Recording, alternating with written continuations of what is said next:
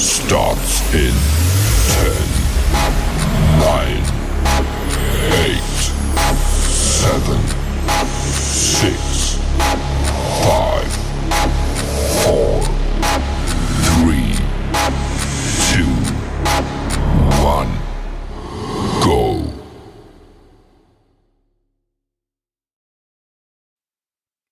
Yo, welcome back to the Blue Lounge. Welcome back to the channel. Welcome, everybody. Welcome back. I hope you guys are all having a fantastic weekend. We sure know Arsenal are having a fantastic weekend right now. But yeah, it is what it is. It is what it is. Big up to everyone. Welcome to the Blue Lounge. Welcome to the Sunday night live show on the channel. I want to start by welcoming two guys who have been having too much fun over the Christmas and the New Year's. Big up to Matt, big up to Kai. Welcome back. How you guys doing? Good, man. Good to be back. Yeah, mate. Yeah, all right, man. Good to be home. Welcome back. Welcome back. And Nee, the man who has been putting in the hours, who has been covering all the work, been doing all the hard work. Nee Zion from Blue Class Media. Big up to you, brother. How are you? Nee, I think your mic is on mute. You hear me now? Yep, we can. Thank you. Nice to have me on the show again as usual. 2 in a row, yesterday and today. And now Yeah, seeing man. these lovely faces back on the show again. Kai and Matt, welcome back. Welcome back. Definitely. Listen, yesterday's show was a mad one. Big up to you for doing that. It was a great show. Good discussion. Yeah. I'm getting an echo from someone. Don't know. I'm just hearing an echo. If you guys can check your My mic's off. If it's like a fan, is it like a fan? Or just an echo? 1, 2. No, I think it's an echo from your end, Nee. I think it's from your end. No, it But can't yeah, be me because I don't have loudspeaker. No, listen, I can survive. I can get on with it. Big up to everyone in the chat. I see Jackie. I see Courtney. Big up to everyone. Please smash that like button as you're coming in to the stream. Every like counts, and it makes a massive, massive difference for the stream. But yeah, look, today I want to address obviously the match that we had today against Man City, and then I want to talk a little bit about the whole situation with the new head coach who has apparently landed in London this evening, and also the situation within the club. So that will be the premise of our show tonight. And like I said, smash that like button as you're coming in. And if you do want to join us in the chat, please hit that subscription key so you're able to subscribe and comment. I have a feeling I might be able to give out some memberships tonight. I'll see if I can, and if I can, I will. Lads, Chelsea drew today against Man City, but we celebrated like we won. Taking into account all the circumstances, all the issues that we are currently going through,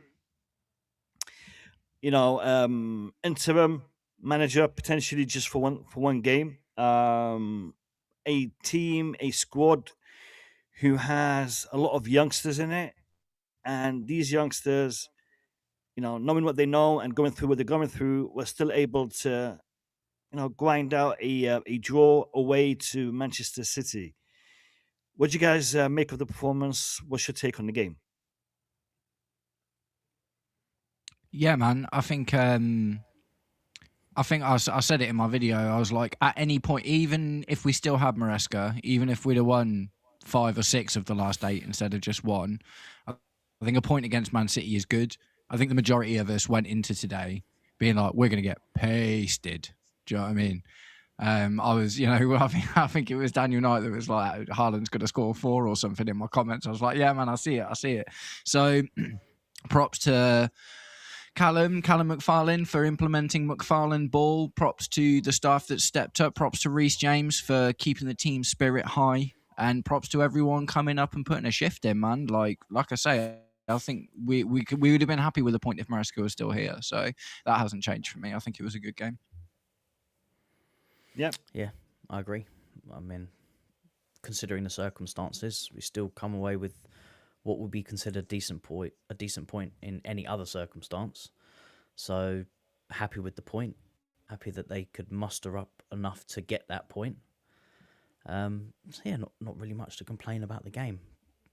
Don't really need to look in it tactically because we all know that's probably going to change in some way in the coming weeks. So yeah, it was pretty good, and obviously good for the under-21 coach. I mean, it must be a dream for him being the under-18s coach for however long to have this opportunity to not only step up to the first team, because I think he's done the under-21s as well, but to go against Pep Guardiola. I mean, you can't ask for a better day in the office, could you? I think he was part of Man City's youth setup at some point as well, you know. Yeah. So, yeah, no. Got one over on the big dog. Fair play to him, man. Yeah. Yeah. Nee, you predicted, I think it was a 1-0. 1-0? Yeah. 1-1? 1-0 Chelsea. Yeah, 1-1. 1-1. Yeah. How'd you feel? How'd you feel about it? Oh, I feel so great. Look, it was a game that I'm expecting Chelsea to win. I know people did not think Chelsea was going to win this game. Chelsea should have won that game. It was Chelsea game to grab. City were not doing nothing. They were not threatening our goal line. They were not doing that to hit Chelsea. The first half, we set ourselves to negative, to sit deep, let them have the ball, and probably capitalize on counter-attack, use a counter-attack to win that game. But our attack is not as sharp. The final third, I think it becomes something that we have struggled with when you get to that section, something that we struggle with for about 3 seasons or 4 seasons now, that we don't kill games, we don't kill teams off. It's one of our problems. We find it difficult when they get to the final, take the right decisions, we don't make them. But to me, I was expecting Chelsea to go on and win this game because I know Manchester City, they are rebuilding. They have so much defensive errors, so much problems in their defense. And I even said that Donnarumma was going to make a big mistake, and that will end up result into a goal. Did you remember I said that? Do you remember? If you remember on the show, I said Donnarumma is going to make a big mistake, and the goal will come. I said to you, and I said to you, we might see every play of what happened in the Paris Saint-Germain game, Cole Palmer, you know. But I definitely see that.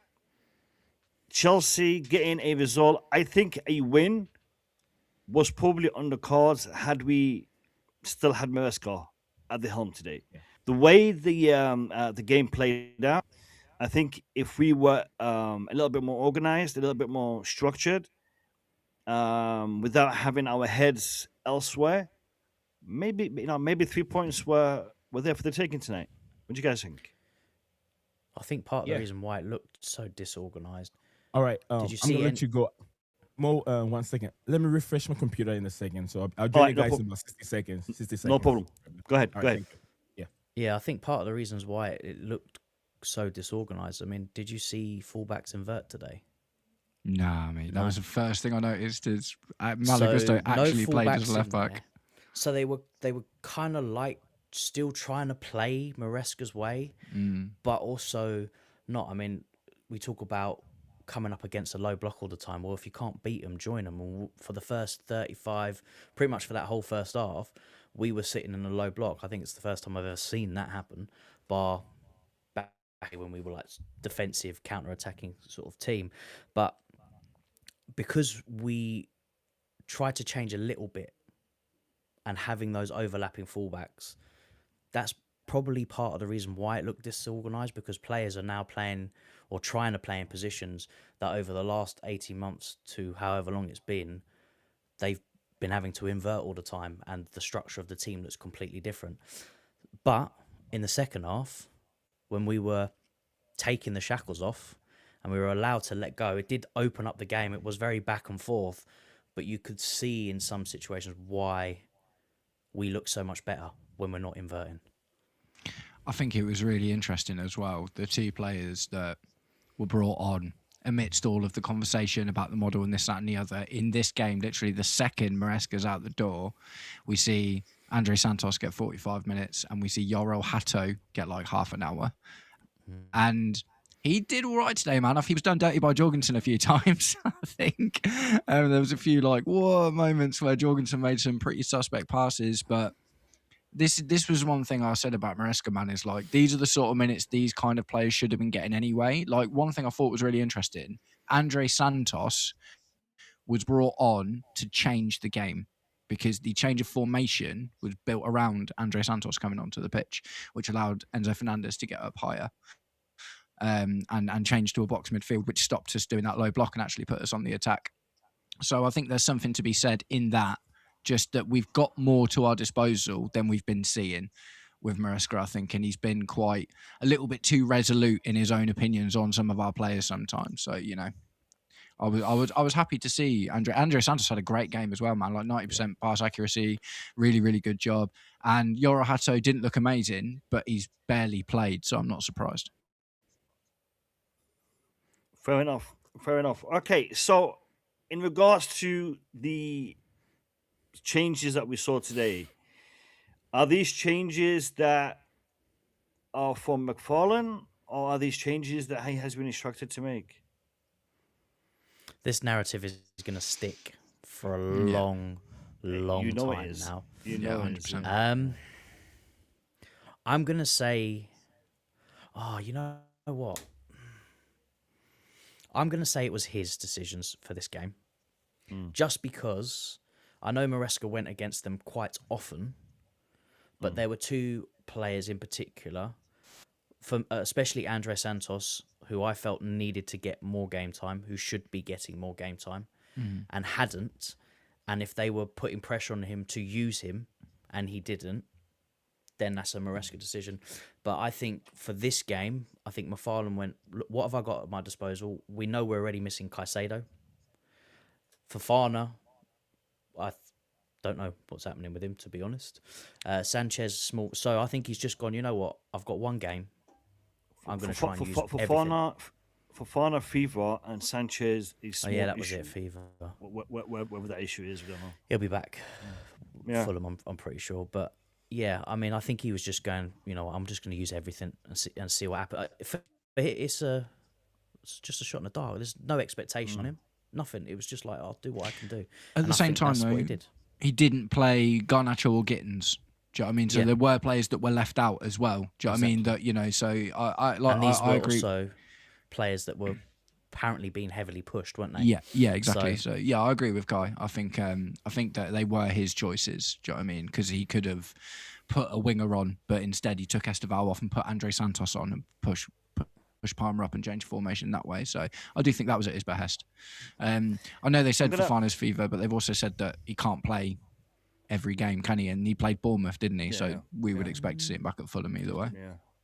I mean, I'm gonna say this. So before I move and talk about the new bar, and it looks like it's gonna be confirmed very, very soon, potentially even as we're live. I don't know.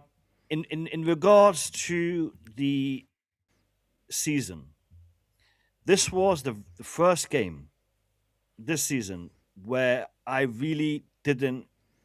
I'm not going to say I didn't really care, but I wasn't really invested in it. And that feeling of not being invested in it is not because of the team, not because of the club. It's because of the issues that we are facing right now. Now, I'm going to talk about some of those issues in a second. As the game was being played, we saw pictures of Liam Rosenior at the airport, about to board a plane, coming to London. He is in London, as reported by many journalists, and one that we love to refer to on the Blue Lounge is, wrong screen, is the big man himself, Mr. Evolution. He's making an evolution on his channel. I don't know if you guys have seen it, but he is making some changes, as we all do. Fabrizio Romano says, breaking. It's not actually a break-in. We knew when he was at the airport in France. But yeah, it's breaking. Liam Rosenior arrives in London tonight ahead of Chelsea appointment.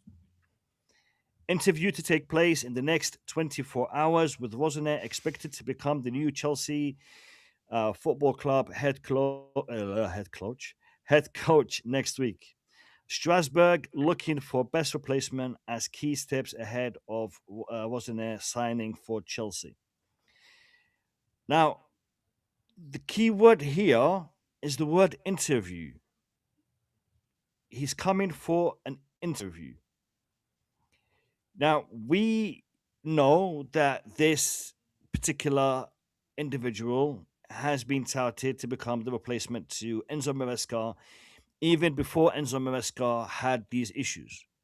Liam Rosenior was always going to be the one that Chelsea were looking at to come in maybe in a year, 2, 3 down the line, depending on what the situation was with Enzo Maresca. So, the word interview is a little bit, for me, it sounds like they are trying to give themselves an out just in case this doesn't happen. Now, Liam Rosenior, we've covered him on this channel. We spoke about him a couple of times. We even spoke about him yesterday, me and Nee, when we did the live stream. Pros and cons, mainly cons. There are pros, but it's mainly cons. And the cons that I am seeing is not really in regards to him as an individual or as a manager, but as in regards to the system that he is going to be tasked to implement. Is Chelsea moving backwards in signing Liam Rosenior, number one? And Liam Rosenior coming in, will he be still having to manage under the same restrictions that Enzo Maresca was trying to overcome? And by the looks of things, even Pochettino, and by the looks of things, even Tuchel, because this was the model that was presented to him. And we have heard, this was when we were looking at Pochettino, we were looking at Maresca, a lot of managers rejected the project that was handed to them when they were being discussed as a Chelsea manager. So, should Liam Rosenior accept this position if these restrictions are there, or should he not? And is he the level of manager that we are really going to get? I don't know. I want to hear your opinions, lads. And in the comments down below, also let me know. But yeah, I'm going to open it to you guys, and I want you to tell me what you think about this whole Liam Rosenior situation. I've got two things. The first thing is, I assume he's probably already under the same restrictions at Strasbourg than he's going to be under Chelsea. His team is basically already being decided for him by the same set of sporting directors. I would not be surprised to find out that they've got the same medical model where if players are injured, they're told how long they're able to play for before they can come back and stuff like that. So that's the first thing. I think he's probably already under the same restrictions. So if anything, if that is the case, it's only an upgrade for him. As far as is it an upgrade for us, I think based on what Maresca's achieved with us, yeah, it's a step back. But I would argue if we put the current Rosenior against Maresca when we signed him, I would say that Rosenior's got more credit in the bank than Maresca did when we picked him up in the first place.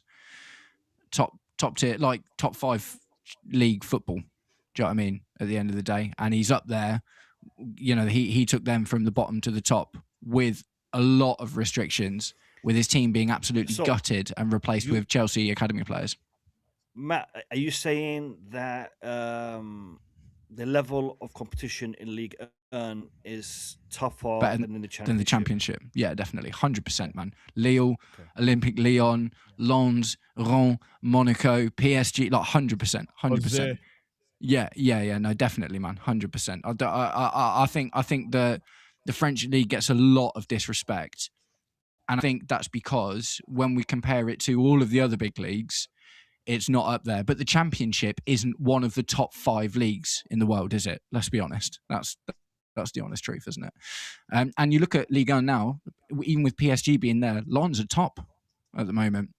It's a competitive league. It's difficult, man. So, yeah, I think that it is almost more impressive to be competing to get into Europe in France than it is to win the Championship with a team full of essentially Premier League players, which is what Maresca had at Leicester.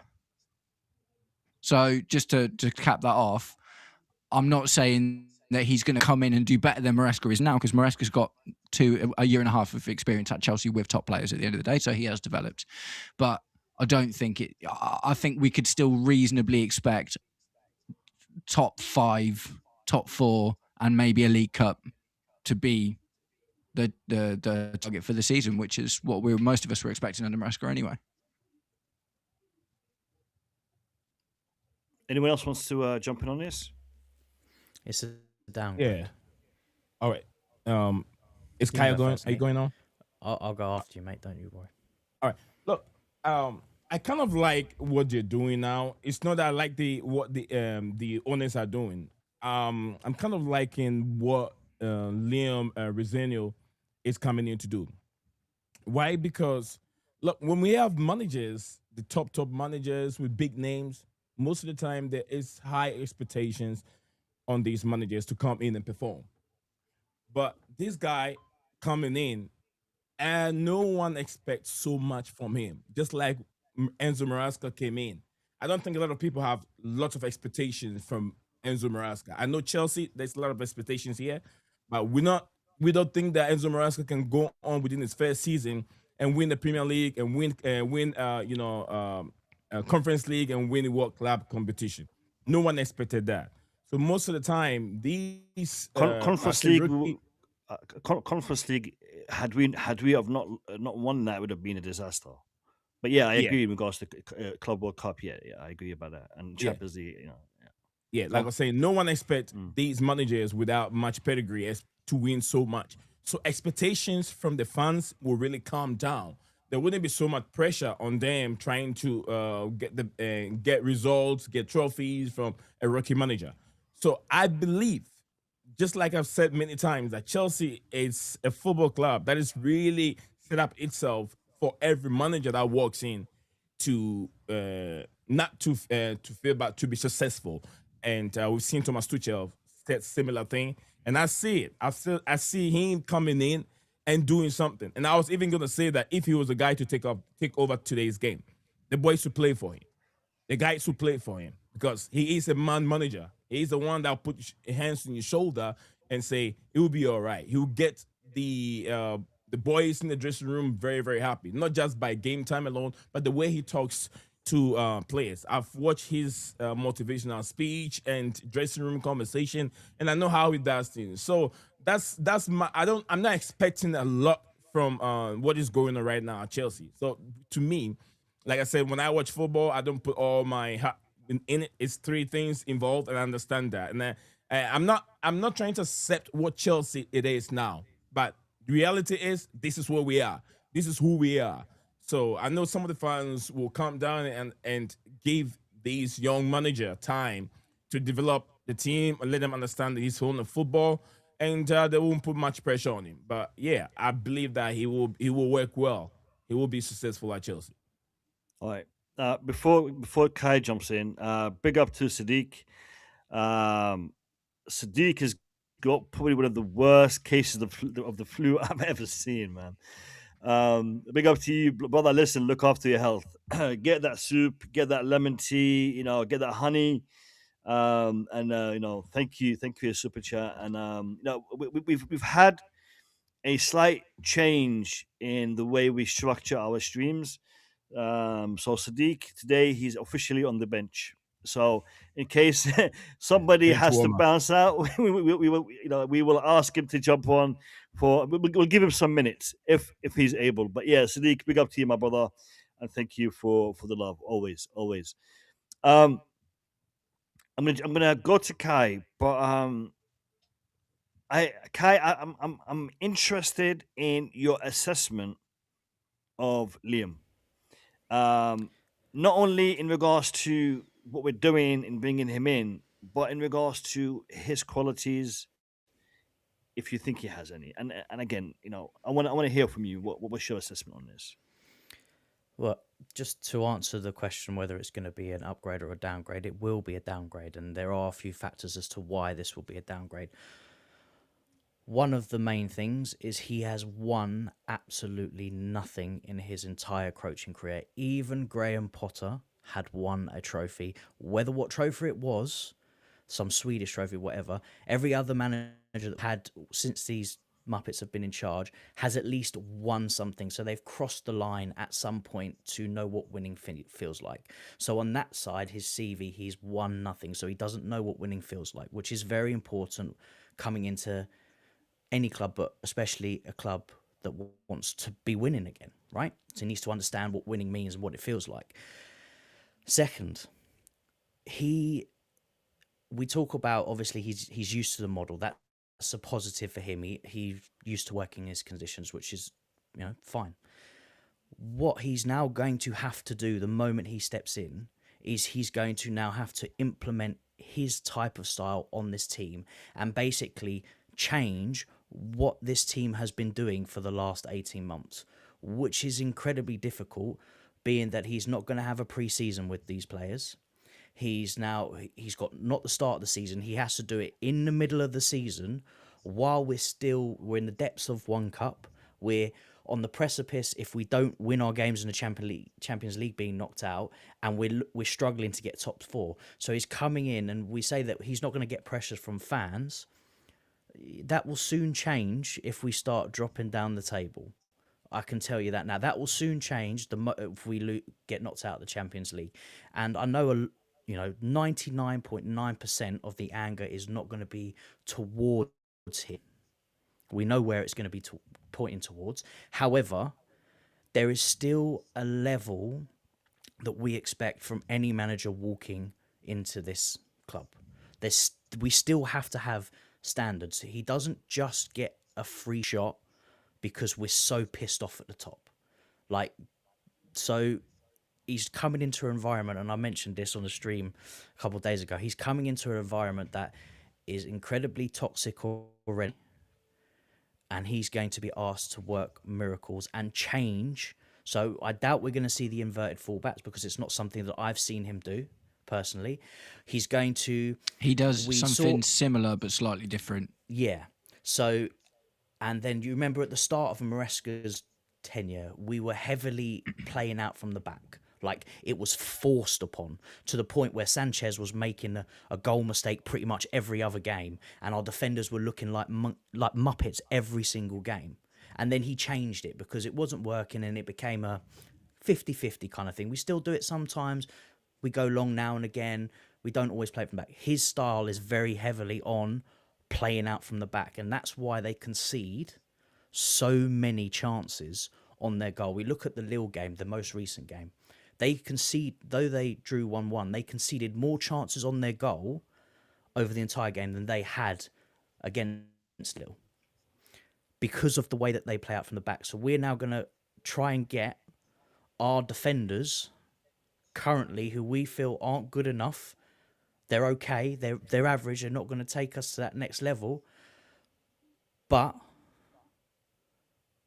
we're now going to ask them to go back to the Maresca style and play out from the back again. So there's a lot of things that is going to have to be reverted. I don't think he's just going to start making Rob Sanchez play out from the back when it's already proven that's... He had a league high 5 errors leading to goals last season because of that.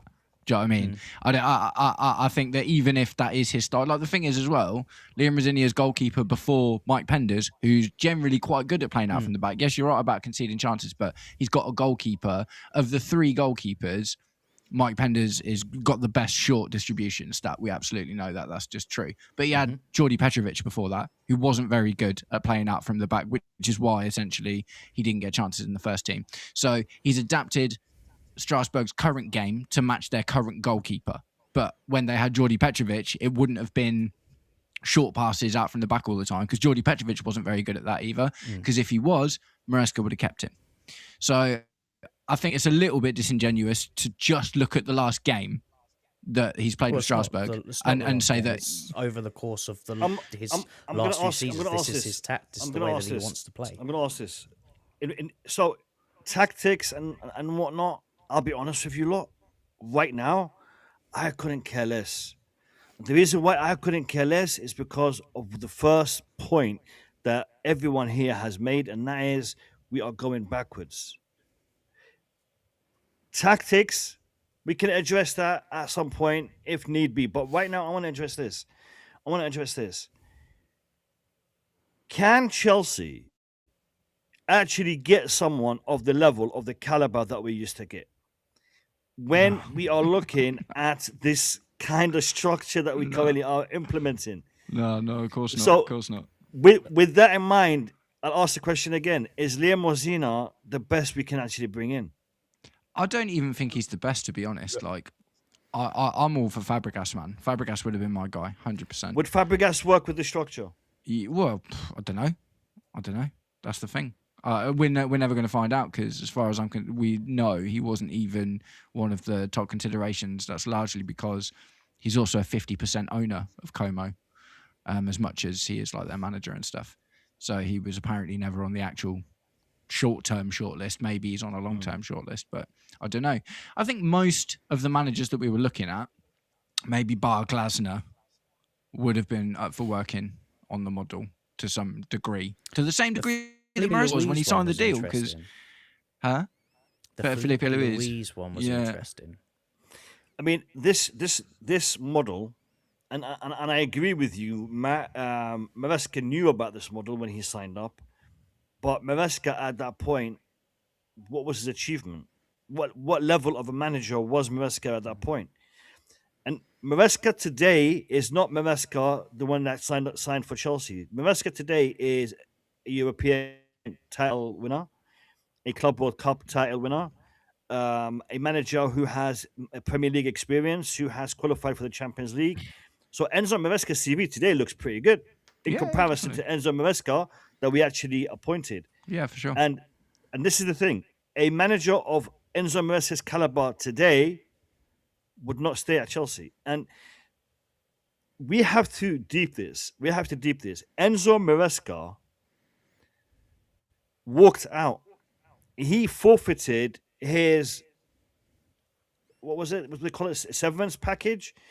Yeah. He forfeited, I think, a £14 million Same as Poch. potential payout. Poch, okay, he forfeited that because he could not stand working under Yeah. these conditions, Because they wouldn't sack him. which tells you a hell of a lot. And a lot of managers would be reluctant to do this because it damages their reputation. Because if you do this and you accept these conditions being imposed onto you, when you go to another club, this is the kind of manager you have become. The thing is, though, You know, it'd be Maresca's hard like, for you to actually get rid of these shackles and get rid of this what's the word, reputation.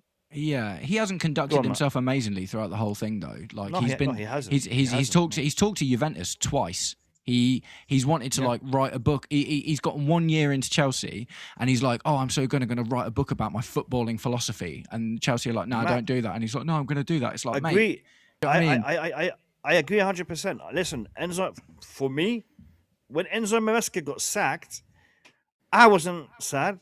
In fact, I was pleased. I'll be honest with you, lot. I was pleased because I don't think Enzo Maresca is our level.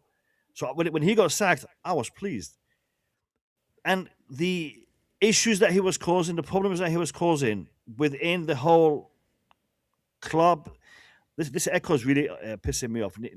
Can you guys just mute yourselves until you speak? It just makes it a lot easier. When he got sacked, I was not upset. I was actually quite content with this. However, if you tell me, and again, sacked is subjective. He was probably, he probably worked out. If you tell me, choose between Enzo Maresca or Liam Rosenior, that is not even a conversation that we're going to have, because for me, it would, Rosenior doesn't even come anywhere near Enzo Maresca.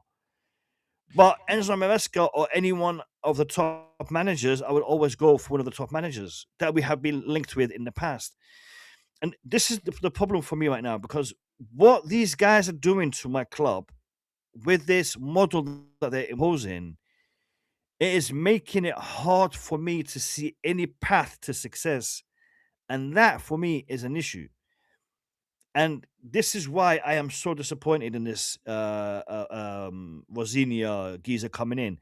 No disrespect to him, no issues with him. I don't know the man. Okay, I'm sure, he's done what he's done. He's earned where he is. But for me, This isn't the level. This isn't level. Kyle was spot on in regards to everyone that's come in has won something. This guy was sacked from Hull City. What was it? A year ago, just over a year ago, he was sacked. He was sacked from Hull City. Now, is he doing a job in Strasbourg? Again, it is subjective. It is subjective. Yes, Strasbourg might not have been the best, but what he has been given in regards to players, in regards to support, maybe a better manager could do a lot better. Maybe. Again, it's subjective. It's the Matt, timing, though, isn't it, you're about man? to jump in. Go ahead. It's the timing, So, though, isn't it? go on. It's the timing. It's like, Yeah. if this happened, I can't guarantee anything, but I would have thought that the owners wouldn't have wanted to sack Maresca now, because that makes it more difficult for them.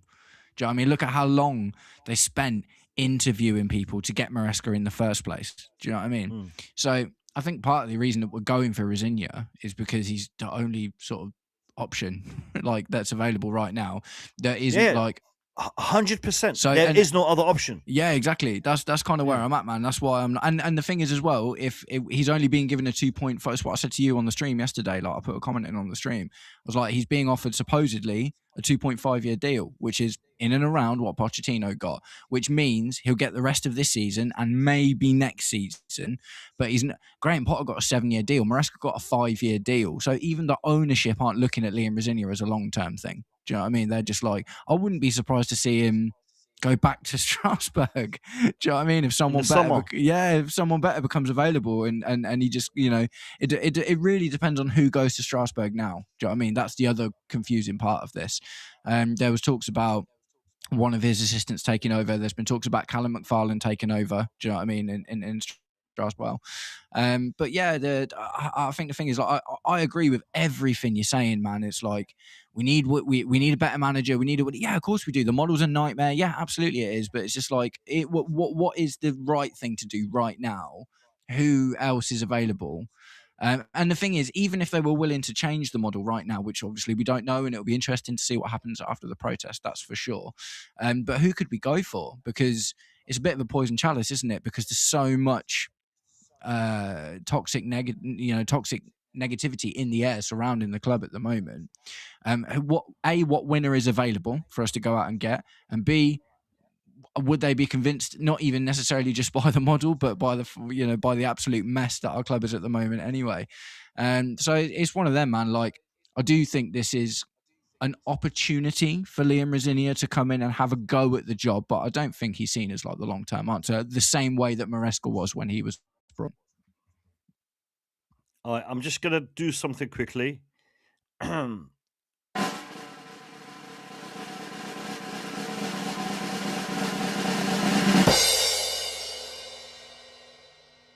right, let's have a look. Let's see who got him.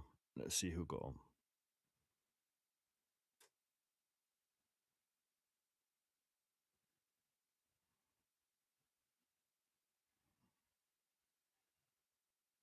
All right, there'll be more coming out or given out at the end of this stream.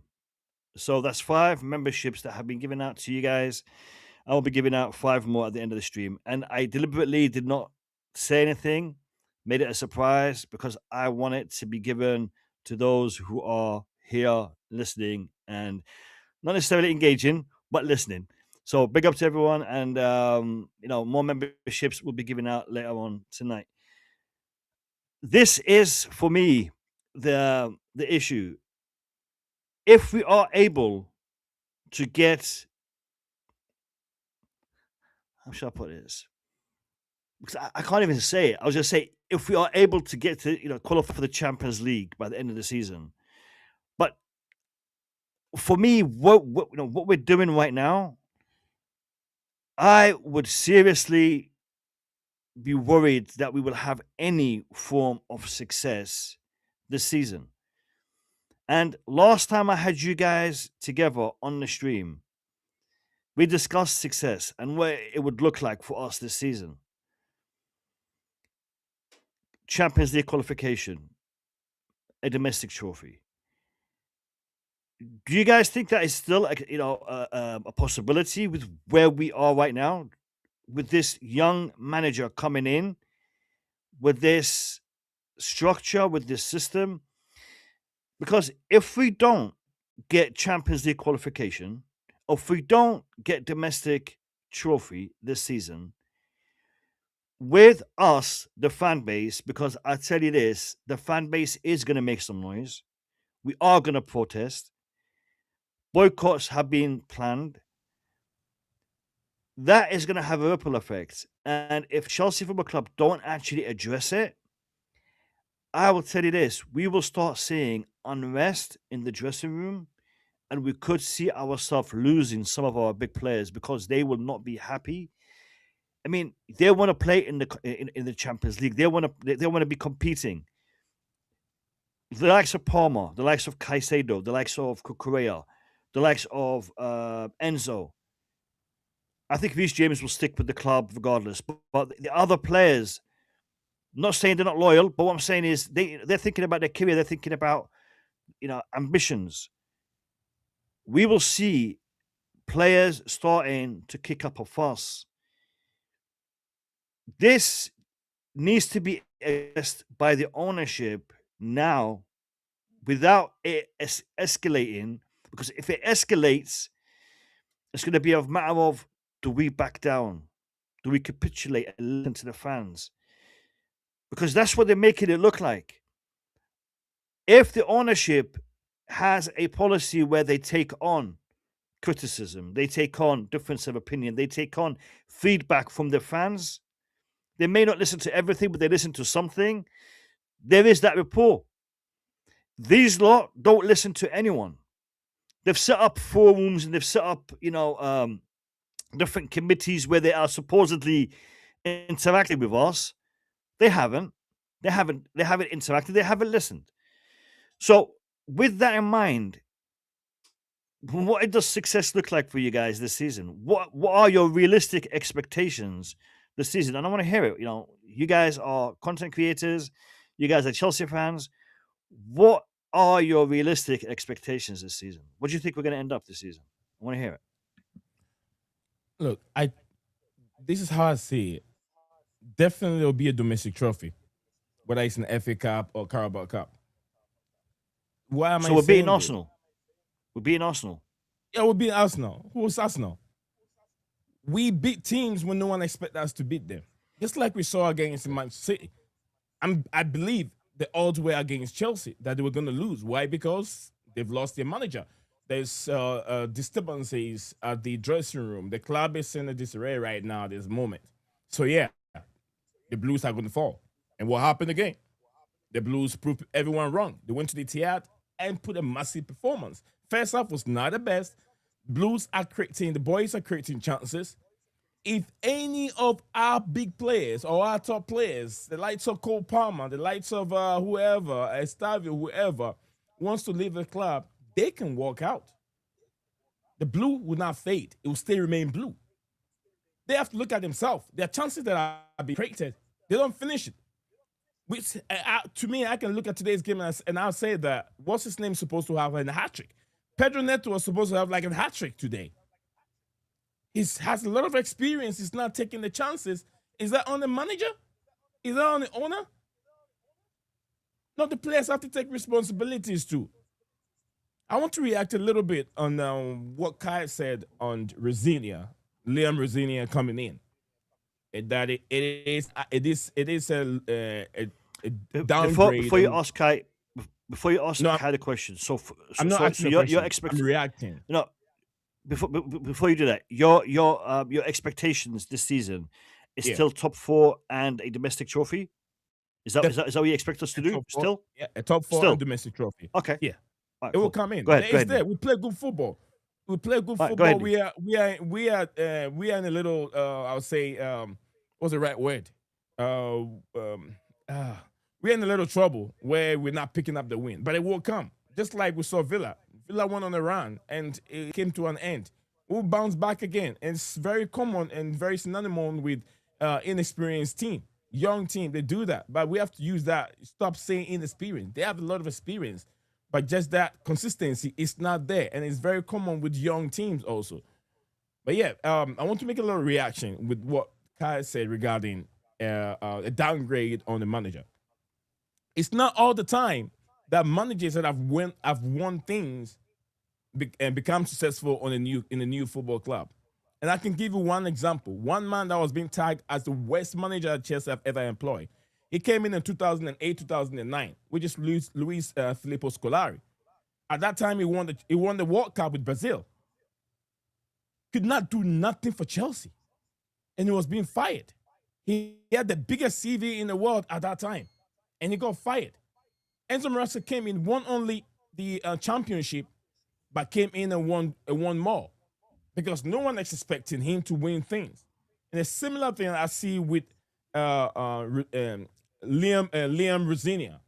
Liam Rosenior, although he hasn't won anything, he was with a club that don't win much. They don't have the winning mentality or they don't have the winning pedigree. But coming to Chelsea, the bar is always set different. Everyone that plays and wear the badge know that this is a club that their ultimate is always a Premier League title or a Champions League title. So every game they play, the mentality or the mindset is different from Strasbourg. Don't you be surprised that Rosenior's first season or half of the season to go, he's going to end up winning domestic trophy. You will be surprised. The guys, if they buy into what he's doing very well, he manages the players very well, you'll be surprised you're going to make top 4 that easy. Because reason why I'm saying this is he has so many variations of playing football, which we did not see under Enzo Maresca. Just like Kai and Matt said, the playing out for the back causes a lot of problems for Sanchez. He's not going to deal with that all the time, although he has upgraded himself and learned and become better. It will be easy for him to even play out from the back because the concept is already there. Multiple formation, 8 different formation, 3 at the back, 4 at the back, 3-4-3, and all that. He knows it. When things are not going on, he changes the formation. It works. It works for him. It works. So we know that this man is not going to be stuck with just 4-2-3-1 formation. He played 4-2-3-1 formation before. We know he can change it. So we all wouldn't come here and say this guy don't have a plan B. He doesn't have a plan C. So we know that the guy coming in, not much expectations, but he has different way of playing football. So I'll say it is a little bit disingenuous if we say that he is a low grade to what we have now, because most of them they haven't won much.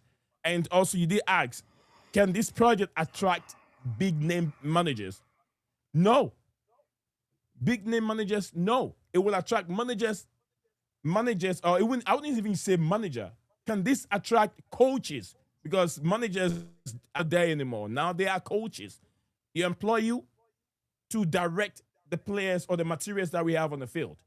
And if you're a manager and you come in, if they say use this, you got to use it. If they can't use it, you walk out of the door. That's what they're going to do to you. So big managers that likes of Ancelotti, Jose Mourinho's, and Jurgen Klopp, and maybe what's his name? This young manager for Germany will not even take this kind of job. Fabregas, yeah, he will, because what has he win? He's just, I'll say, part legend of Chelsea. One legend of Chelsea who will come in and wants to make sure he does something good with Chelsea and then put his name out there as one of these up-and-coming young top managers in the world. And the same thing that Enzo Maresca has achieved right now. So, yeah, I see that Rosenior can do something better. And that's my Chelsea aspirations this year. Win a domestic trophy, they will make top 4. Kai, do you want to give me your aspirations and a response to me? Yeah. I'll start with the response to Nee. I get your point of view, Nee. But always talk about, when we're talking about teams going for the league, right? And we always say, oh, this team's going to win it because they've got the know-how, they've done it before. There is a specific mentality thing that you get when you are winning that managers have, where they make these specific decisions in tough competitive games that get them over the line. And until you have won something, you do not develop that. So we're talking about a coach's development. So he's reached a point now where he's developed and he is still developing. But until he crosses that line, until he wins it, it will be a downgrade because Maresca has already crossed that line. And he has already spent the last 18 months building this team. So will always be a step back because Rosenior needs to go through this stage. Until he crosses that line, he doesn't understand what it means to win. Before Maresca took this job, he had won the championship. So he understood what you needed to do to try and get over the line to win a title. So though I get your point, I will not agree with it because there is just a certain thing he has not developed yet, and that's the winning mentality. So on that side, difference of opinion on that one. Yes, I do understand, but I was saying similar thing. Someone that's also won it, but could not do it when he got a chance. But we're talking about very similar, very small, situations. Just because he didn't win it at Chelsea doesn't mean he didn't go win it somewhere else. But he's already won something. So he won the World Cup, which is what made it attractive to bring him in the first place. But he's understood what it needs to get over the line. And that's something that this manager will not have yet. So I'm not saying that he can't get there. But right now, when we take the two managers side by side in the stages of their young development as managers, he has already, Enzo Maresca has already crossed that line of understanding what it takes to win. Rosenior is yet to do that. So in terms of experience, that it would be a downgrade. Moving on. Yep. Wait. Before you give me your expectations, I just want to make a comment. And this is something that is known in business because these guys are businessmen. Yeah, they're businessmen. When you hire someone for a position within your organization, you look at their CV. And you always try to hire someone who has achieved the best, who has done the best, who has the experience. You never go for the least experienced person to fill that position. Okay? Unless your goal is to get someone to literally answer and do what they are being told. Because if you're hiring a manager, a head coach, then you want someone who can do that job in the best ability. But if you're hiring someone literally as a supervisor or someone to literally just follow instructions, you don't want someone with the experience. You don't want someone with the achievements, because a person with their achievements, with those experience, will not do the job. They will not be satisfied doing that job. So that is in regards to a general business, view. Kai, your expectations, bro. I refuse to drop my standards any lower than I have dropped them. To not top 4 and a cup is still the bare minimum for me. I do think. Well, what do you expect? I expect it. Right now. Expect it. The squad is not good enough to win a title. And me and Matt have spoken about this a lot. They are in my opinion, they are good enough to get in top 4 and win a trophy. What is going on behind the scenes is playing a big part as to why this team is not performing the way that it should be. The ownership, 1,000,000%. The meddling they're doing, the stuff that I'm hearing is absolutely ridiculous. Enzo Maresca's tactics and some of the decisions that he was making, I can't say that they were all his decisions, but there were some decisions that were definitely his that caused us some issues. So in terms of the team and the players that Liam Rosenior is going to have at his disposal, I expect to get top 4 and win a domestic. And my expectations on that is not going to change. And he has enough to do that. Whether he will do it, we'll know within the first 3-4 weeks, because we'll see how the players react to him. Because that will be the biggest tell. We're playing Arsenal in about 9 days, so that'll be an indicator. Matt, let me get your hot take on this. I don't know if it's a hot take, man. I'm basically like, I agree, man. Like, I'm not dropping my expectations, and I'll tell you why. Like, the reason we're not already doing better than we should be is because we keep dropping points to Brentford and Crystal Palace and Leeds and Bournemouth. Do you know what I mean? Like, that's a Maresca problem. That isn't a squad problem. We've got the squad to beat these teams. We've got the squad to get better points, better results out of these teams than we've been getting. So based on that, 100% top four. Now, I'm not dropping my expectation. Like, we should still win a cup, but Arsenal's a tough game. Maybe the FA Cup treats us better, depending on what the draw's like. The only difference is we know what we knew about Maresca is that he turned up in a big match, in a big cup. Like, he was there for it. Do you know what I mean? But also, he launched us out of a couple of them last year, didn't he? So I think the cup thing ultimately is going to be harder, but I think it's still achievable. At the end of the day, Callum McFarlane got a point out of Man City today. So if Callum McFarlane can get a point out of Man City in the Premier League when they are challenging for a title, we can still get top four and a domestic trophy. And like I say, man, the main thing I want to see from Liam Rosenior, beat the teams you're supposed to beat. It's all fine and good beating Barcelona and getting good draws against Arsenal or Man City and whatever, but it doesn't matter if you're dropping points against Leeds and Brentford and Bournemouth and Crystal Palace and Sunderland and Atalanta. Do you know what I mean? So that's the first thing I want to see from Liam Rosenior, beat the teams you're supposed to beat. And if we beat all of the teams we're supposed to beat, we'll finish in the top four. And then we'll see what he's like going up against the big boys when it comes to the Arsenal games. All right.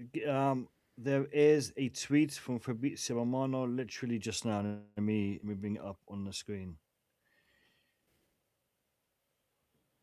Okay, so Fabrizio Romano, literally 4 minutes ago. Liam Rosenior in London to become new Chelsea head coach this week, as soon as Strasbourg find a replacement.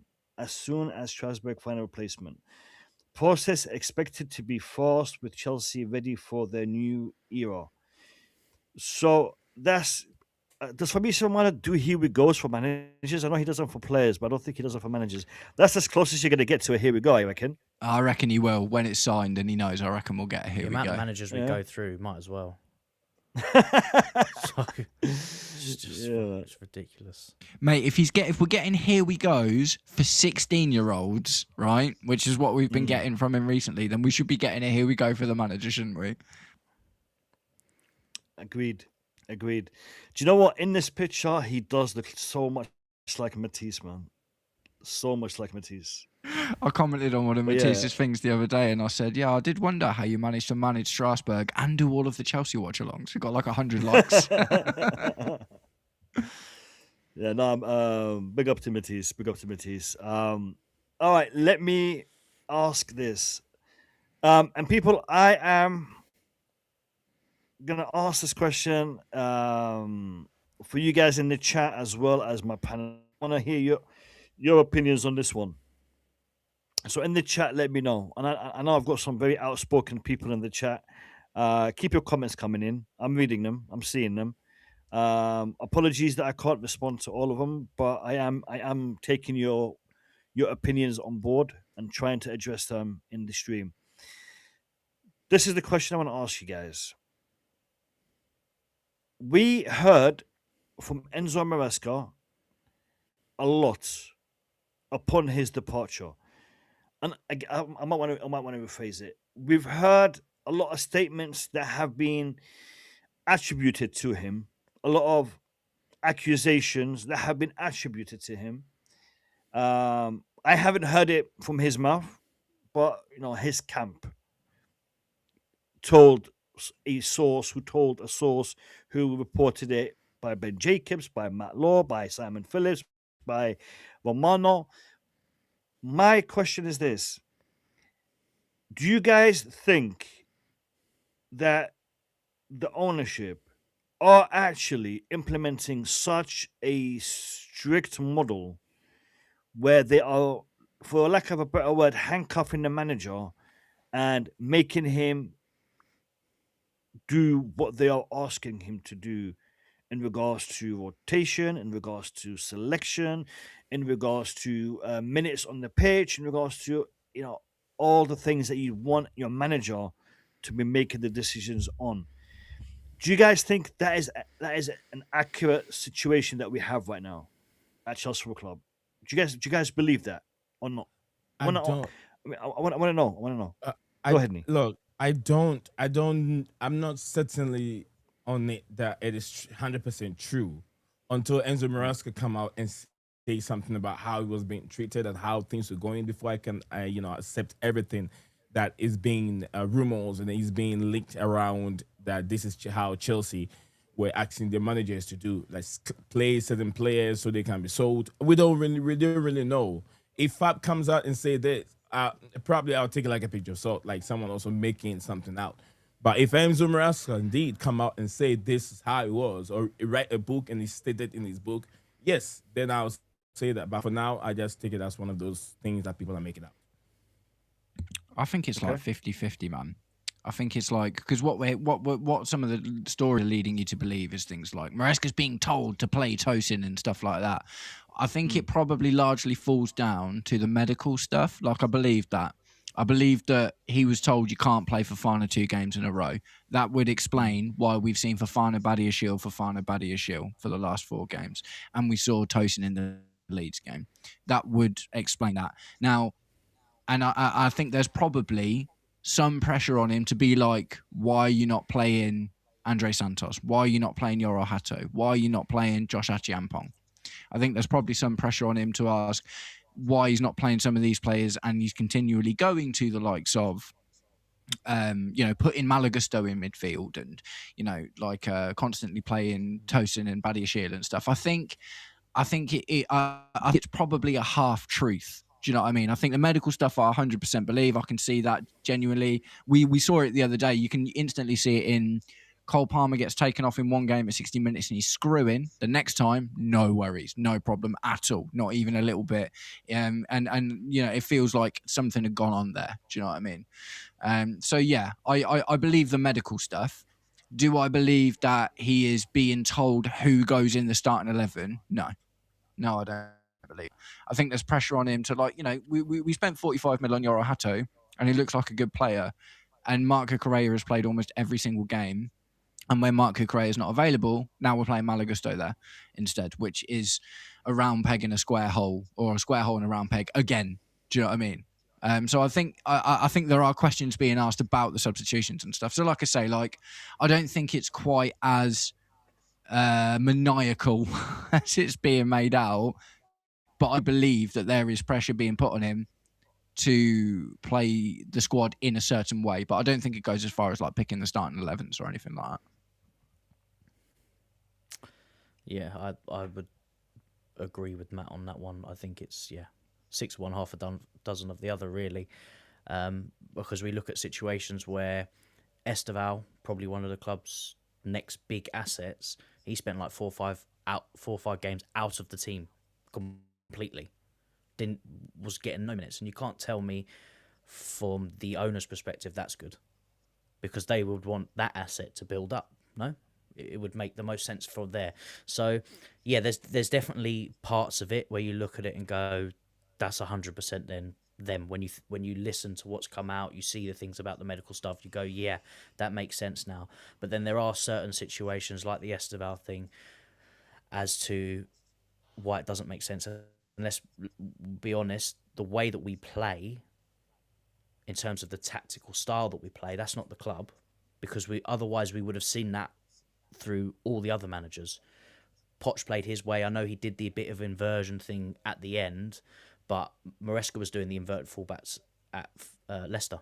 So it's his tactical thing, and we know we've had a problem with that the entire season. So yeah, they probably had a hand in certain things, which they definitely should have. The going into the changing room is a big thing for me. I absolutely hate that. I cannot believe that they do that, because that's just a no-no. Whatever they've done with the medical staff is ridiculous. But I don't think, like Matt said, they're sitting there going, here's a sheet of paper, Maresca, this is your starting 11 for this week. Make sure you do this and make sure you have these substitutions. I don't think it's that far. And I think people may be taking that to the extreme because they just want to hate on it, and I think that's what can happen in this kind of situation. But there is definitely too much meddling in some areas from them. Absolutely. All right. By the way, great comments in the chat. very similar to what we have been saying. But the reason why I asked that question is because I want to ask this question as a follow up, and again to all you guys in the chat and the panelists. Why are we signing Liam Rosenior as our head coach? Why particularly him? Is it for the fact that he's already working with us, part of the BlueCo family?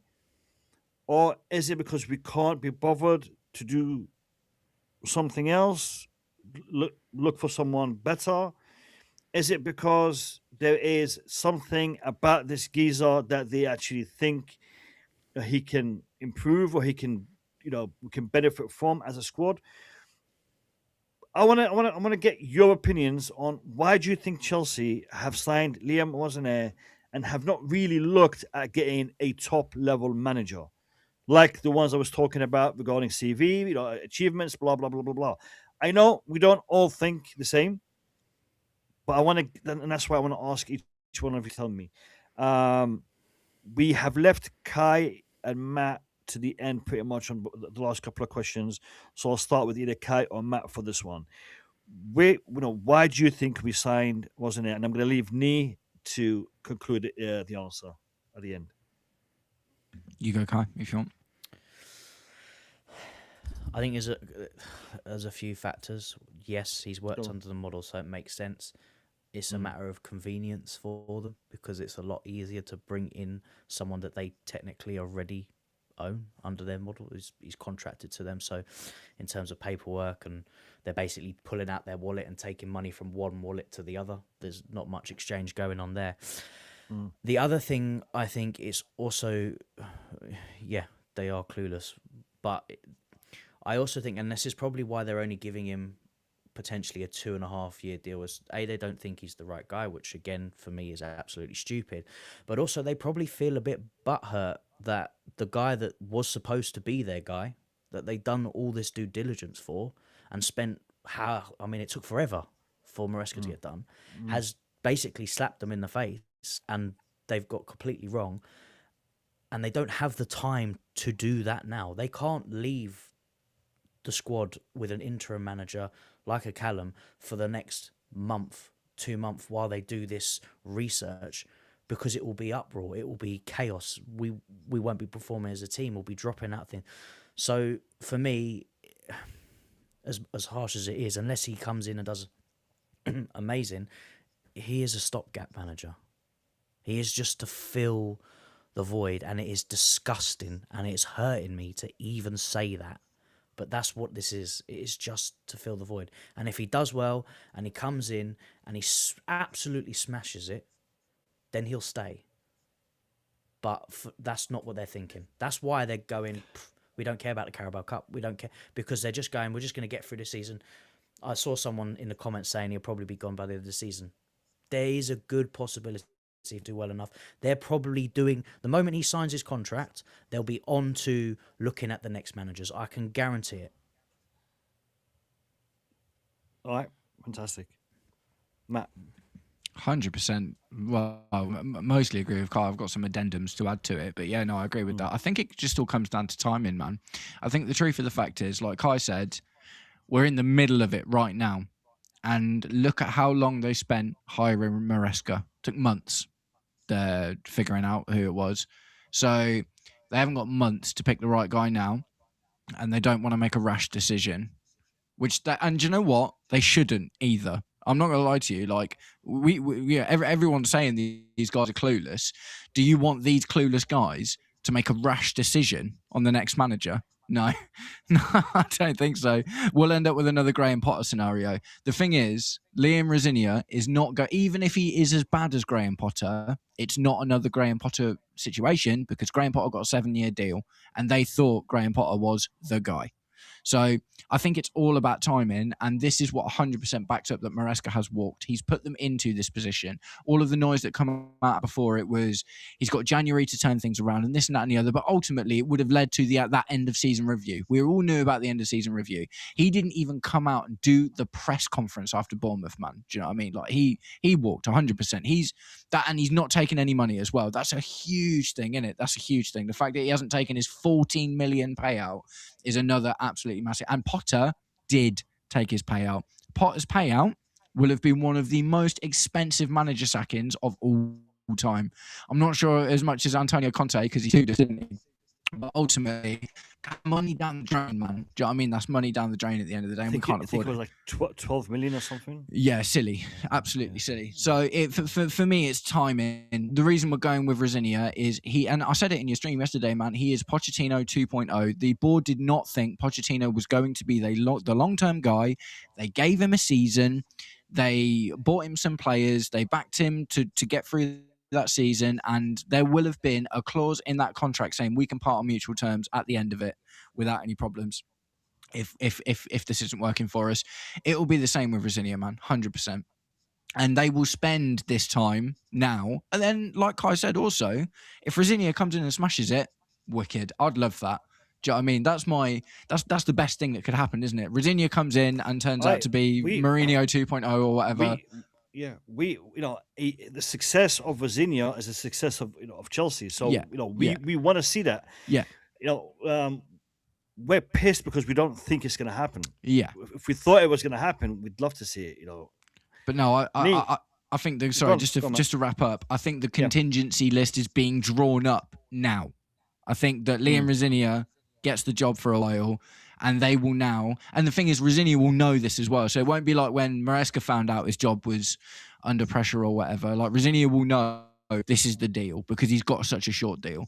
So we will spend the next 6 months, the rest of the season, looking at how Rosenior's doing and also looking at all of the other managers out there, how they're doing, if they fit the model, what needs to change, blah, blah, blah, blah, blah. And we won't really know until the summer, I don't think. But yeah, I think it's timing and I think it's part-time.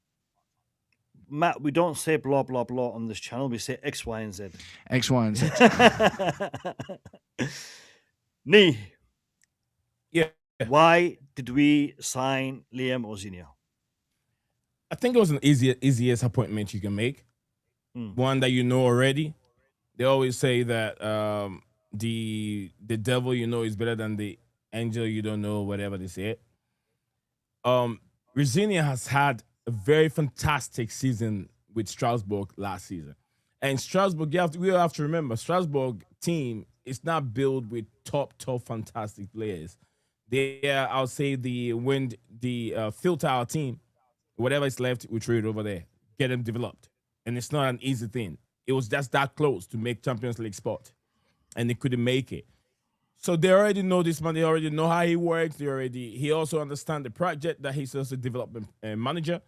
So it was an easy transition to bring him here compared to going to look for, going to get someone else from his job and you have to pay him a whole lot of money, pay him out and get him to your club. Trying to get someone like Xavi who you don't even know how he works and you have to bring him in, let him do, what do you call it? The PowerPoint presentation, tell you what he wants and how he's going to manage this team. And sometimes it doesn't even work the way the owners want things to go. And it's going to be a waste of time. I think it's an emergency situation and one that it's working towards play the kind of football that they wanted, which is Liam Rosenior from Strasbourg was an easy transformation for them. That's what I'll say. Yeah, it was an easy transformation for them because they know him. They've been visiting him. Yeah. They've been talking to him. They've been watching his games and all the progress. So they know what they're already bringing in. It's not someone fresh that they don't know. So, yeah. So, basically, it was the easiest decision or the easiest option for them to take, and they took it. All right. I have got one more topic to cover, and that is BlueCo. We're going to cover BlueCo, and then we'll wrap up. But before I get into that, I just want to just bring this up. 1 second. There's something I want to share with you guys. And for all of you who have smashed the like button, thank you so much. Your love and commitment to the stream is much appreciated. If you haven't smashed the like button yet, please consider doing it. Actually, you know what? Forget consider doing it. Smash the like button. Do it. Why not? What's it gonna cost you? It ain't gonna cost you anything. And talking about costs, I am now going to give you something. There you go.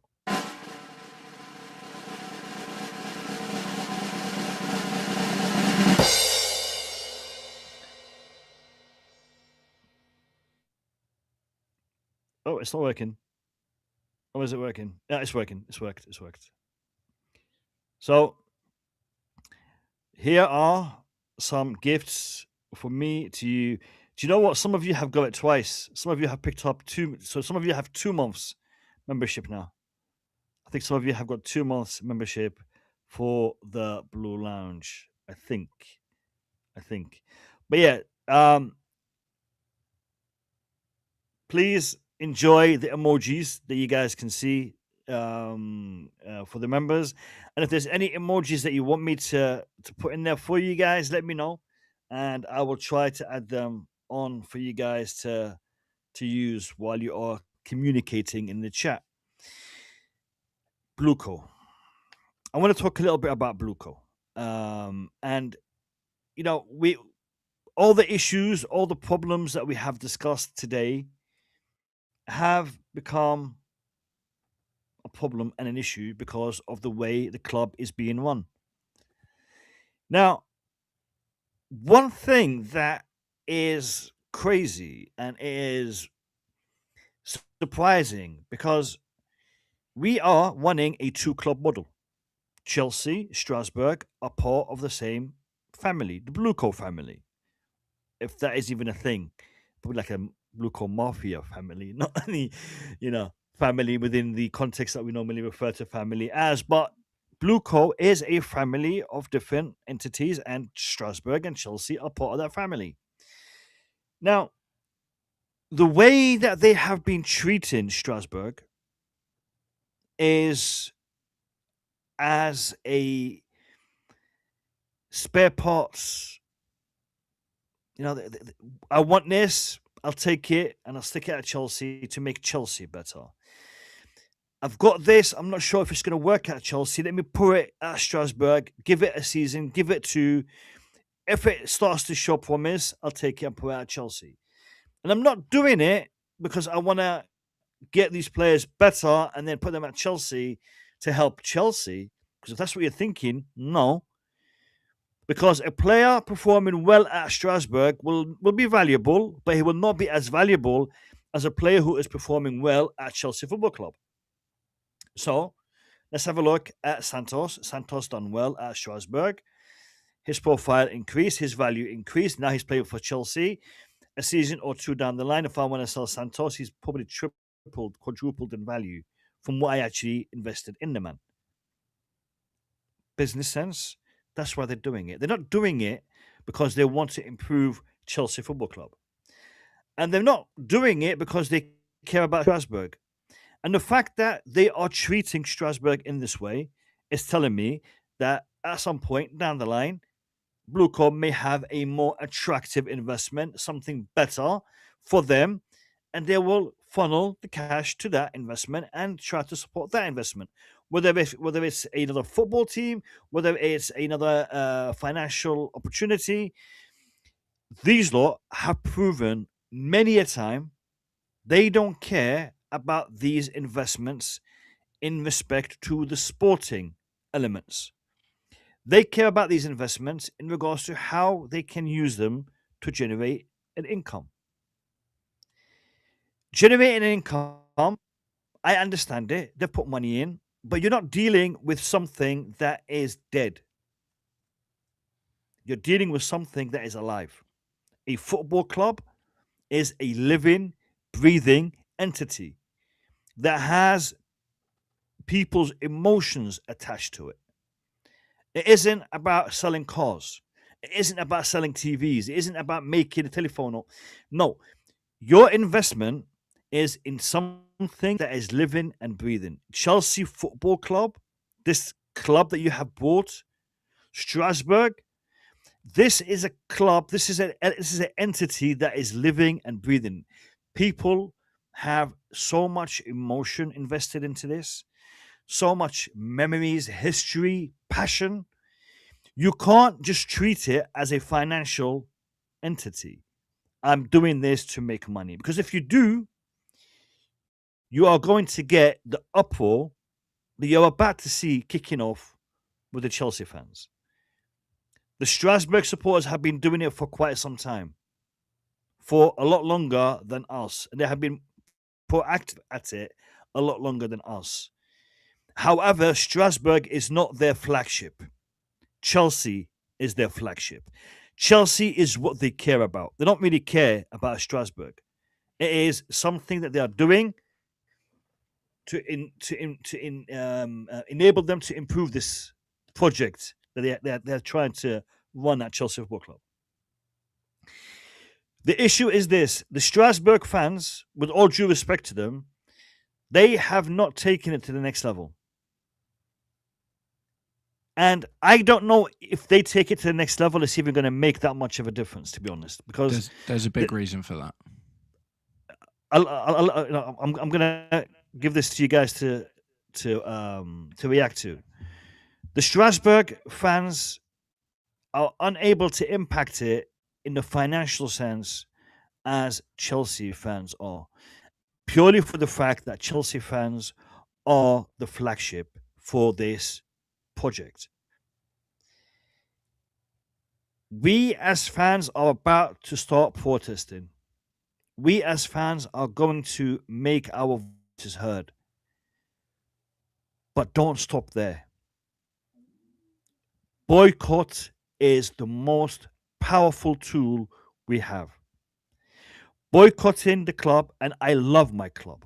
The last thing I want to do is hurt my club financially, reputation, any of those aspects. The last thing I want to do is to do that. But I'm not doing it to hurt my club. I'm doing it to support my club. By me not investing any more money in merchandise, in tickets, it is going to hurt their back pocket. It's going to hurt their bottom line. And it might not be an impact that they feel straight away. Because I know a lot of you guys have already bought your tickets. So you not attending, you've already spent that money. They've already taken that money.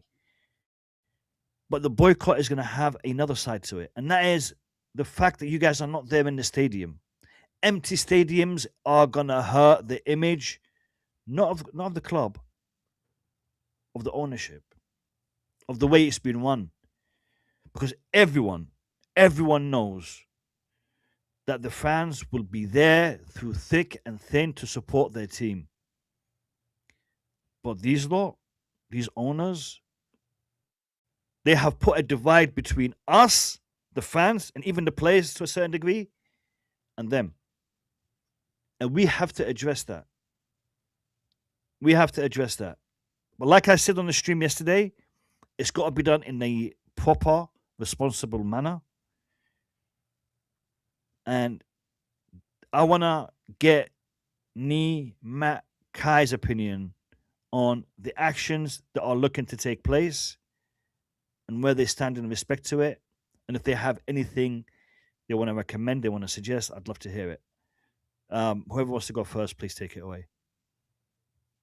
I just want to pick you up on the Strasbourg thing quickly. Yeah, go ahead.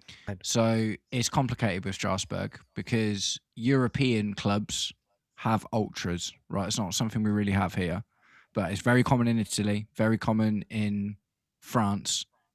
So in France in particular, the ultras, like French people hate capitalism, man. Do you know what I mean? Just as a given. They've got like the best social system in the world. Do you know what I mean? They're all about the people and they hate conglomerates and all that kind of thing. But the problem is the casual Strasbourg fans will be happy because Strasbourg are doing better. than they generally have for quite a long time. Do you know what I mean? They've had like one 7th place finish in like 5 to 10 years before BlueCo took over. So as a casual match going fan, even though your players are getting bought and sold, they're getting results and they're up there and they're one of the better teams in the league at the moment. So that's a tough one. Do you know what I mean? So yes, your ultras are kicking off, but your ultras always kick off. Ultras kick off everywhere. That's literally what they do. The Italian ultras kick off all the time. French ultras kick off all the time. PSG ultras kick off all the time at PSG. That's just what happens.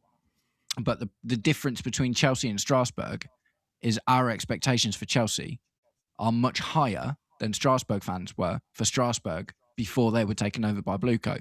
So generally casual fans, I'm not saying they're happy with it, but they'll be enjoying watching their football team. We're not enjoying watching our football team at the moment. Do you know what I mean? That's kind of a big reason we're all here with this. As far as the protests go and the boycotting and stuff, like, I respect anyone that wants to do it, man. I'm not going to be able to do it myself, but I support anyone's right to say, you know, we live in the UK. We have, you know, free speech is really important here, and I support anyone's right to go out and peacefully and respectfully protest against the thing that they want to do. The only thing I worry about, and this is another bad thing about BlueCo, is we already know, man, like Todd Boehly owns shares in a company that resells Chelsea tickets. So if these players don't go, they'll just resell the ticket. If the fans don't go, they've already got a built-in system to resell the tickets at a higher price, by the way, to other people that will. Because that's the thing, isn't it? It's like you can't just not go when you've got a season ticket. You can't just not go, because if you pay, even if you pay for your season ticket, if you don't go, it gets taken off you, essentially, doesn't it? After a while. So the problem I see is, even if the boycott happens, that those tickets just get sold on to the highest bidder. And because Chelsea is an international brand, tourists is who they want in the stadiums, man, because tourists spend the most money. Do you know what I mean? That's the massive capitalist problem that we're dealing here with BlueCo that can't just be solved by a boycott. It's a little bit converse and it's complicated, and I haven't 100% figured it out, but I actually do think it is better for Chelsea fans to be in those seats. Because if Chelsea fans aren't in those seats, the people that will be in those seats will spend more money in the stadium, they'll make more money for the club, and they will shout less against the ownership. So I think the best thing that Chelsea fans can do is keep going to the matches, but make yourself heard. I think the boycott thing is actually really complicated because it could end up doing damage in the long term, because these people that are match-going fans that buy season tickets can lose them to tourists that will spend more money and put more money in BlueCo's pocket. But it's easily solved, though, if you do want to have an empty stadium. Get your tickets as fans, and it's going to suck because you're spending money, I get it, and it's going into their pockets. Go in and stage a walkout. At a certain minute of a game, everyone gets up, walks out the stadium. They can't sell the tickets then. But I get it, because obviously you've got to buy the ticket initially to get in there, so it's tough, man. It's tough. The protests, 100%. Got to emphasise, you've got to keep it peaceful, though. So obviously, I can't get there myself, but if you are attending, get your voices heard. Keep it peaceful, though. It doesn't need to go over that side. In terms of the boycotting, like Matt said, they'll just resell tickets. Staging a walkout is probably the best way to do it, but then people are still spending money on tickets. So I think that only works once they've done it, because then they'll just be like, you bought your ticket and you walked out, so we're not going to let you buy the next one. Do you know what I mean? It's like they'll have things. This is what I mean. This isn't me supporting or sticking up for him. This is just me, like, being honest and trying to think, like, so, you know, I think Courtney's just said it, so, you know, in the comments, it's like, it will be a sacrifice, man.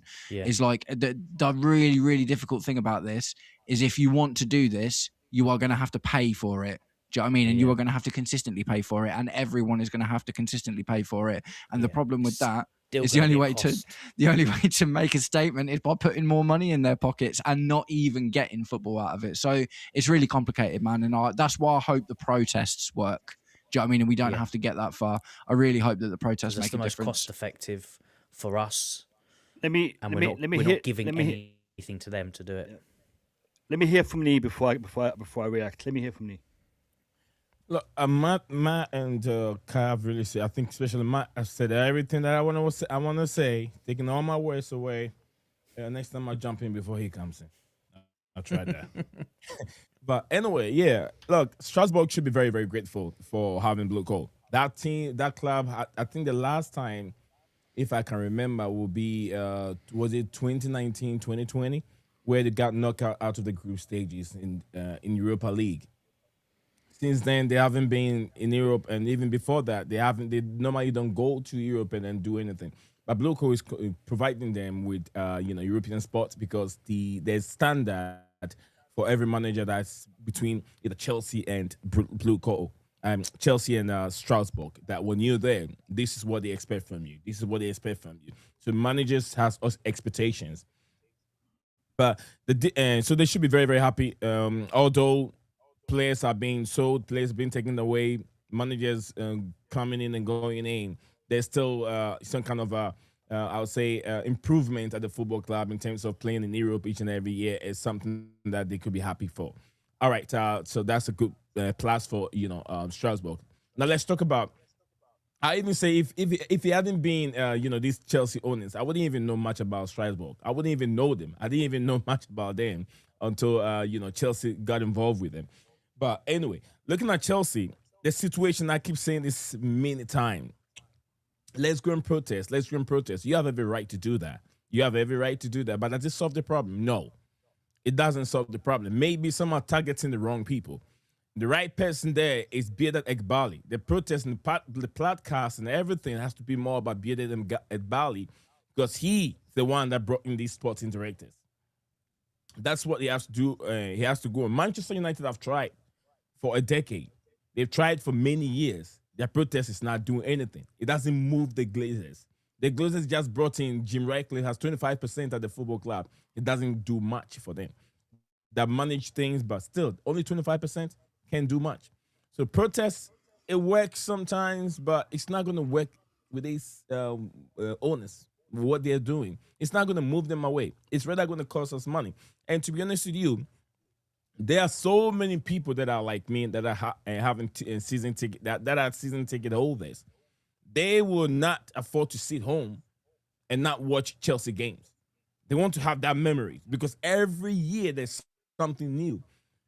Every year you might have Real Madrid this year and not have Real Madrid the following year. So if Real Madrid is coming, you telling me if you're a Chelsea fan, you're not going to go and watch it?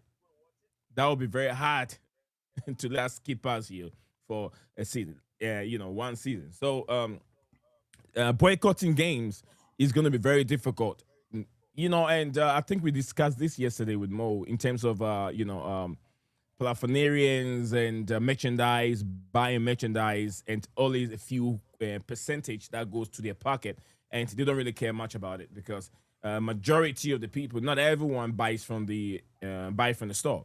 Some purchase the maybe I wouldn't say the I would say replica jerseys from different places because probably it's even way too expensive, 170, 180, and all that kind of prices, and people even shy away from it. So it's not a whole lot of money that is going into that aspect of it. But then I'll say, look, people have to go and protest. If it work, but I don't think it's going to do anything. But if we want to stand up and protest more, it has to be that Ebal. Send a message to that guy. All right, let me say this. Let me say this.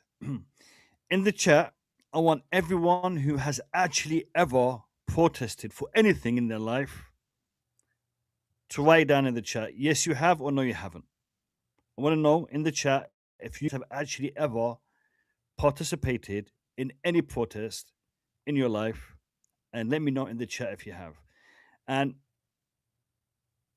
I get the impression that my panelists are not up for protesting. They don't believe in protesting. It's not what I said. have no Disagree, but carry on. There is no need to protest. There is no need to boycott because they can do this, they can do this, they can do this. They can always find a solution to every problem they face. Any issue that I face, any issue that you face, you will always try to find a solution to it. So if there is a protest, it's a nuisance for me, and I will try to find a way to overcome it. If there is a boycott, it's a nuisance to me, and I will try to find a way to overcome it. Because my opposition is always going to be able to try and find a way to overcome what I am doing, does not mean I should stop. It does not mean I should not take any action when I am seeing something wrong happening. If I'm boycotting, they are going to try to find another way to make their money. They are going to try to sell the tickets on a different market. They are going to try to attract a different fan base. They are going to try to do all of that. They are going to try and do all of that. And this is why we cannot stop. They can try. Let them try. Let them have to do this. Let them have to adjust to the actions that we are taking. Because they're going to have to do that does not mean I'm going to stop. I took part in a protest that took 15 years. I took part in a protest that took 15 years for a position that I felt deeply and strongly about. For 15 years, I took part in that protest. And that protest involved governments changing their stance towards where I come from, my homeland. Governments that were backing a regime that was killing my people had to change their stance and overthrow that regime. It took me and my people 15 years of protest. Every single year we were protesting from all over the world. 15 years is a hell of a long time, lads. But we believed so strongly about what we were doing, we continued to do it. Year in, year out, year in, year out. We didn't stop. Boycotts, other civil actions, and like Matt said, peaceful and respectful. We did it in that manner. It took 15 years for people to listen, but they listened, and we changed it. We changed it. If we see the situation to be so great, so powerful, so hard that we stop, or they've got 10 years, we have to speak up. We have to take action. Take the action, speak up. If it doesn't work, we'll find a different way. We'll find a different model. I'm using their words now. We'll find a different model. We'll find a different methodology. But we can't just stop because we think it isn't going to work. I've tried it. I know some YouTubers out there, some people who have a big, big voice. They made this statement. They said, when has protest ever worked? It has worked a many a time. It has worked a many a time. And they don't work Protests have overnight. worked throughout history. Throughout history. Evidence. They take long. They don't. It's not a quick solution. I'm going to protest and tomorrow they're going to change their minds. You have to be able to consistently speak up, consistently try to make that change happen. And if you do, people will listen. People will listen. When we're talking about empty stands, even though those tickets have been paid for, and I think it was RC who mentioned it, it says, go in and then walk out. Kai said it, go in and walk out. Sacrifice. They're still buying the tickets, but they're making a stance. There is different ways, there is different methods. What works for this situation might not work for another situation, but find a method that is going to work. And we as a fan base, we have to try.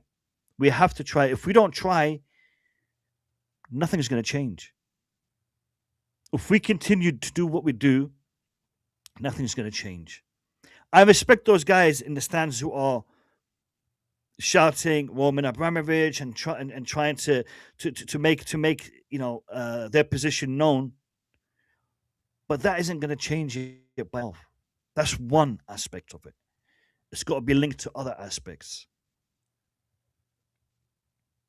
One thing we have to keep in mind is for us to have the influence that we want, is for us to always hold the moral high ground.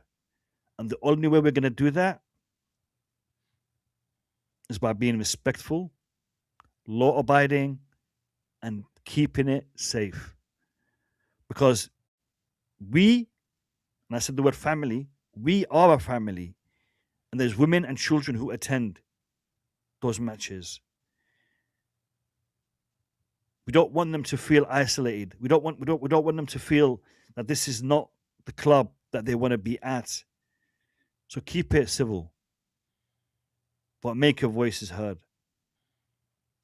I want to see this comment from Corny. Yeah. Sacrifice. Look, this is deep. For me, Chelsea Football Club is not just a pastime. It is a team that I've supported since I was a kid. And the reason why I supported this team, a man of colour, I saw Chelsea Football Club appoint a man of colour at a time where racism was at all-time high in the UK. I grew up in Yorkshire.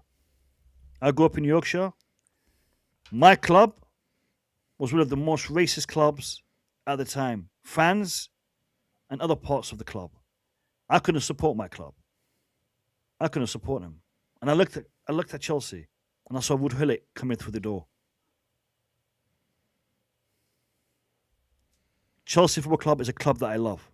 It's a club that I love. And I don't want to see it being destroyed. And these guys are literally destroying my club. They are destroying it. We can analyze, we can discuss, we can, have points of view. The bottom line is, what they're doing is hurting the club. And it's not an overreaction. And I'm sorry if there's anyone out there who calls themselves a Chelsea fan who is happy at what is going on right now. Because if you're happy at what is going on right now, I doubt your loyalty. Honestly, I doubt your loyalty. We may disagree on what action to take. We may disagree on how we should approach it. But we all agree that something needs to change. I'll give each one of my panelists a few seconds for closing statements, and then we'll end. I'll start from Kai. Go ahead, Kai. Do you have anything you want to add? Yeah, no, man. Everything you're saying is true. Just on the fact that I don't agree with the protests, I 100% agree. It's more, at the end of the day, knowledge is power. And especially what Matt said there in a few of the statements, he's providing the knowledge that for those that, that feel like us, that want to protest, that want to stick it to these owners, that want them out, they also need to understand, like everyone's saying, that it's going to require sacrifice. We had an occasion, what was it, last season, where there was a protest. There was one, and that was it. And then it was just, we started winning and everyone forgot. If you want to change and you want it to change, one is not enough. One does not solve anything. So it's getting that knowledge, if you feel passionately enough to do it respectfully and peacefully, but understand that this is going to take sacrifice and you need to stick with it.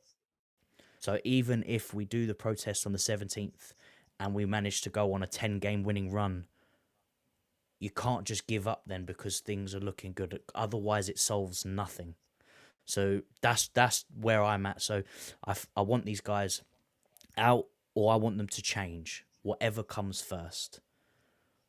But that doesn't mean now when we flip into a winning mentality that I'm going to go switch back and go, everything's fine now. And that's what I want everyone to understand. If you want it and you feel the same way that pretty much everyone is on the same page at the moment, this is going to take time and this is going to take sacrifice, and you need to be prepared to do it. Otherwise, there's no point getting involved in it, is there? Spot on, Kai. 100%. Spot on. Matt?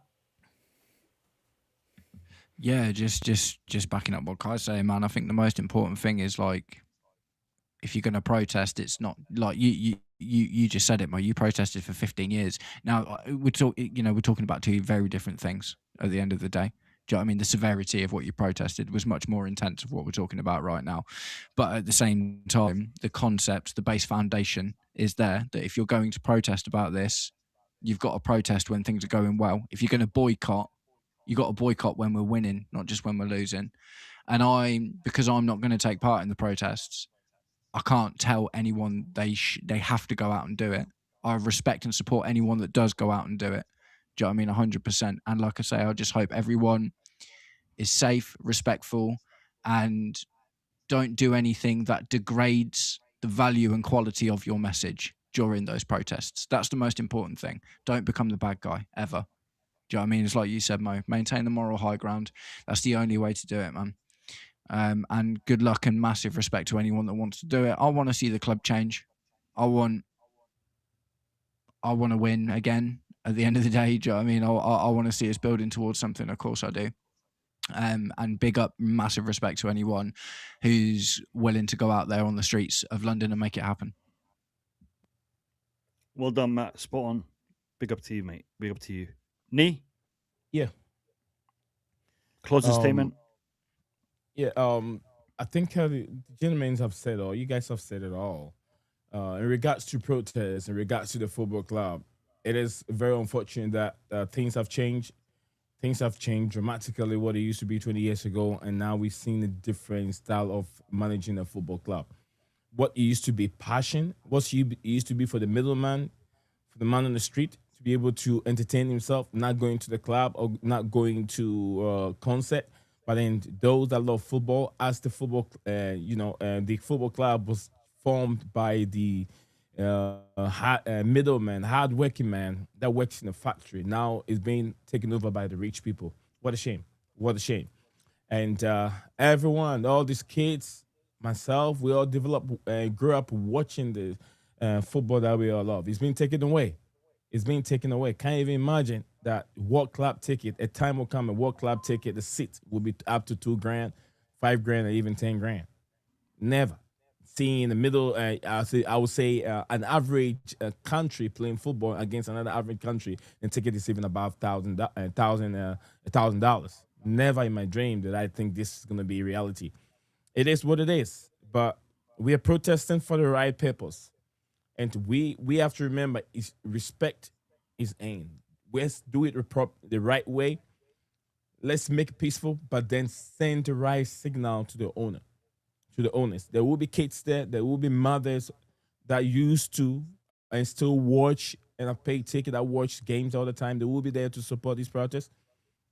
If you go there, make sure that you do it peacefully. And I'm sure when they see it, with time, the numbers will grow. And once the numbers grow, they will understand that the people mean business. They're upset, they're not happy, and the owners have to do something. There's nothing more I can say right now, but then let's do it peacefully and in the right way. Peace to everyone that goes there. Let's go and do it and come back home safely. 100%. Well done, Nee. 100%. People, this is important. This is important, and we've got to do it right. We've got to do it right. And be careful and be aware of anyone that is going to try to derail it. Try to, get it into a method or a direction that does not reflect us. Yeah? Make sure the message is the right message and make sure it is done properly. Because at the end of the day, we want to make a change for the better. We want to make our club better.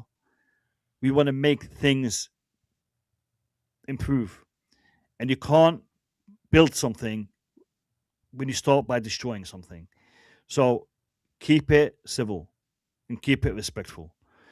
Everyone, I'm not sure this is the way I wanted to end the stream, but it has been a fantastic stream. Really, really enjoyed the conversation. Really enjoyed the discussion.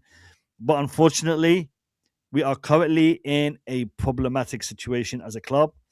And these are conversations we really need to have and shouldn't really be avoiding. We will be back next Sunday night for another live stream. There may be live content on my channel at some point in the week. Again, not 100% sure, but there will definitely be a live stream at the at 10 p.m. next Sunday. Please make sure you're looking out for Behind the Dugouts, Stanford Sync, and Blue Clouds Media. Also, football fans and beyond, Worldwide Chels, and support their channels, show some love, and look out for their content too. But yeah, it's been a pleasure. I wish you guys a fantastic week. We start work on Monday. Take care, stay safe, guys, and peace out.